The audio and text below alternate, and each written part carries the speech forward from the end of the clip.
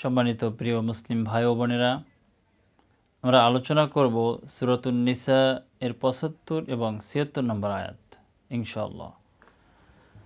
আল্লাহ সুবহানাহু ওয়া তাআলা আল কোরআনুল কারীমে ইরশাদ করছেন সূরাতুন নিসা এর ৭৫ নম্বর আয়াতে, ওমা লাকুম লা তুকাতিলুনা ফি সাবিলিল্লাহি ওয়াল মুস্তাদআফিনা মিনার রিজালি ওয়ান নিসাই ওয়াল উইলদান।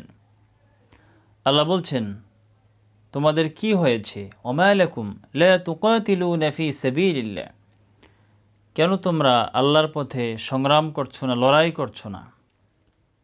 ওয়াল মুস্তাদআফিনা মিনার রিজালি ওয়ান নিসাই ওয়াল উইলদান, সেই সব দুর্বল অসহায় পুরুষ, নারী এবং শিশুদের জন্য।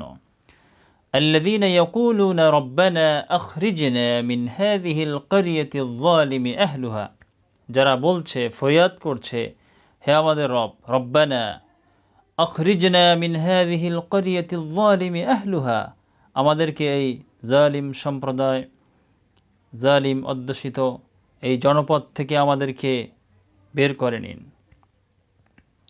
ওয়াজআল লানা মিন লাদুনকা ওয়ালিয়্যা, আর আমাদের জন্য একজন আপনার পক্ষ থেকে অভিভাবক পাঠিয়ে দিন। ওয়াজআল লানা মিন লাদুনকা নাসীরা, আর আমাদেরকে একজন আপনার পক্ষ থেকে সাহায্যকারী পাঠিয়ে দিন।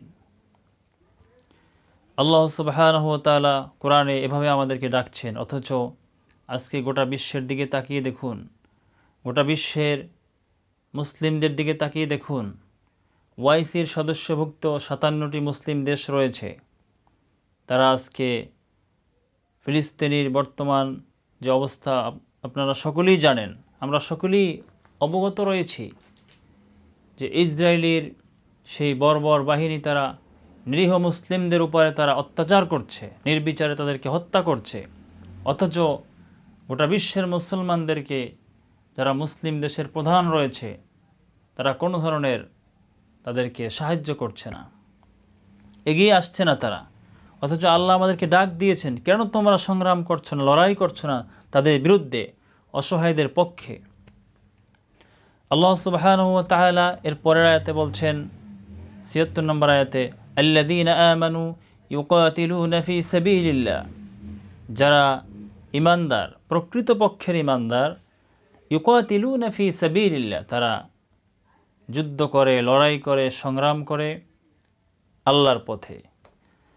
ওয়াল্লাযীনা কাফারু, আর যারা কুফরি করে, যারা কাফের, ইউকাতিলুনা ফি সাবিলিত তাগুত, তারা লড়াই করে, সংগ্রাম করে তাগুতের পথে।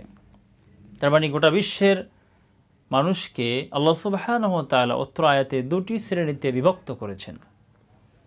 একটি হচ্ছে ঈমানদার, আর একটি হচ্ছে কাফের। ঈমানদার ব্যক্তি মুখে দাবি করলেই সে ঈমানদার হবে না, তাকে আল্লাহর পথে সংগ্রাম করতে হবে, যেভাবে আল্লাহ আদেশ করেছেন, রসুল যেভাবে সংগ্রাম করেছেন। অপরদিকে যারা কাফের রয়েছে, তারা যুদ্ধ করে, লড়াই করে তাগুতের পক্ষে।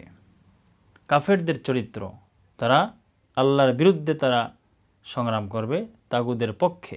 আল্লাহ আমাদেরকে নির্দেশ দিচ্ছেন, ফাকাতিলু আউলিয়া আশ-শাইতান, তোমরা শয়তানদের বন্ধু, অনুচর, এদের বিরুদ্ধে যুদ্ধ করো, আল্লাহ আদেশ দিয়েছেন।